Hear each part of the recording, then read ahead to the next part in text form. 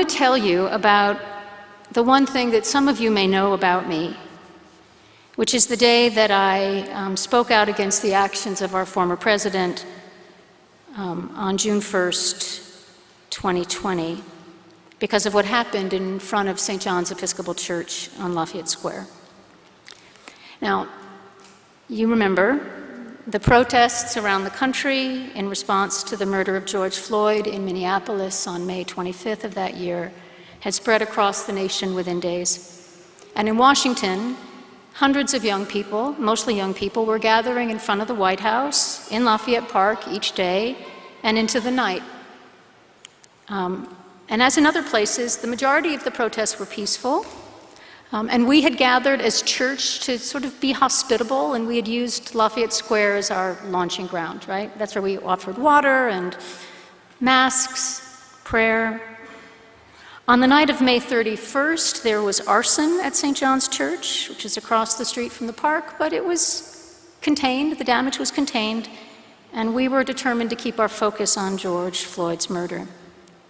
And throughout the day, on June 1st, President Trump's rhetoric against protesters across the nation grew alarming. And at a press conference in the Rose Garden that afternoon, he threatened military force. And the next thing we knew, police and military officers began to use tear gas and billy clubs to push back all those standing in the park and all those on St. John's courtyard, clearing a path so that President Trump could walk across the park, flanked by his highest advisors and military commanders, stand in front of St. John's Church, holding a Bible for a photograph, and then leave. I was at home at the time, and to be honest, I didn't have time to think. It was one of the purest experiences of immediate response I've ever had in my life. The ball was coming toward the plate at 100 miles an hour. And I used what minimal influence I had to get in front of as many microphones as I could to denounce the president's action and to say that the spiritual mantle he had claimed from our sacred text and from our church did not belong to him. In no way could I allow one of the churches in my care be used for such a purpose. And as it turned out, and the reason I'm mentioning it is, as it turns out, for about 4 days, the microphones and the cameras kept coming, and I kept saying essentially the same thing. And it seemed to other people that I was being very brave.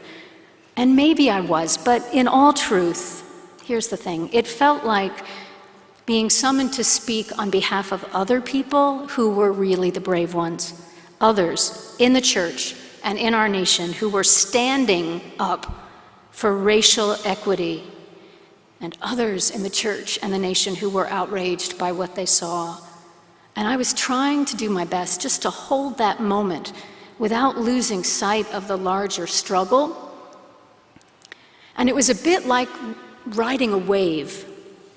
And like all waves, it was all-consuming for a moment. And here's the point. And then it was gone, right? The moment passed, like a player's turn at bat. And if I had thought there was anything more than that moment, I could get really confused about what it means to be faithful. And for me, the most decisive moment of that whirlwind week took place the following Sunday. I was back on what's now called Black Lives Matter Plaza, and I was listening to the words of Bishop William Barber, co-chair of the Poor People's Campaign. And we had gathered, and he looked out on this wonderfully multiracial, intergenerational crowd, the kind you aspire to here, right? All ages, all colors, all stripes and types of people.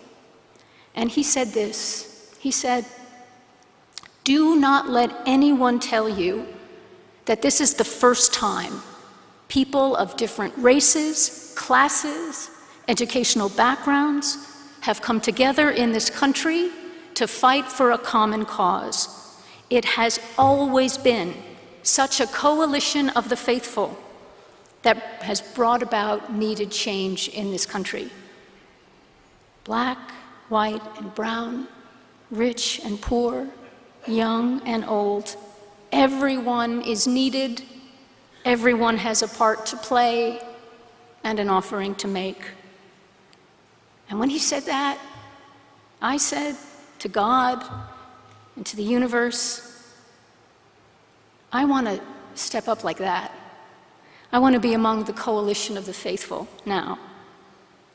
I want to be among those working for the change we need now. And that's the moment that informs my life today. It was private between me and God. It wasn't a new decision, but I felt it in a new way. It doesn't burn in my heart with the same intensity as it did on that Sunday afternoon, but I pray each day for the grace and courage and perseverance to be true to it, even when the passion ebbs and flows. And I pray the same for you. Pray the same for you.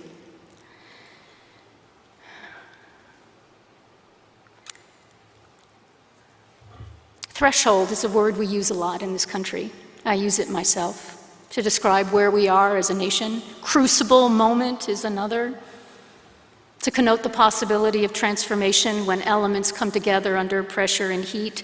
And when we find ourselves there, we want to be brave. But it's important to acknowledge, too, that as we step up to the plate, more than likely we're going to miss more balls than we hit, right?